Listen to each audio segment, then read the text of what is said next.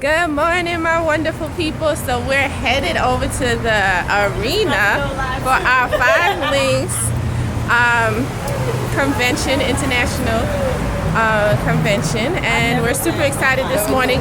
So I'm quickly just gonna share something with you, just the power of the 5 people that you spend your most time with. And so we talked about getting a coach or a mentor yesterday, and you also want to have your girlfriends or your buddies that you hang out with to be on the same wavelength as you. So it's just a powerful thing, and if you don't have that, just continue to feed your mind with powerful influences such as mentors and coaches.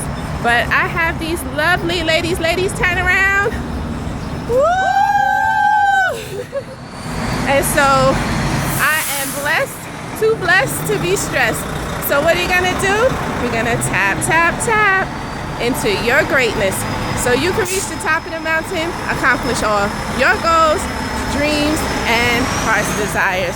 Until next time, have an amazing and wonderful day. I love you, my wonderful people. Mwah!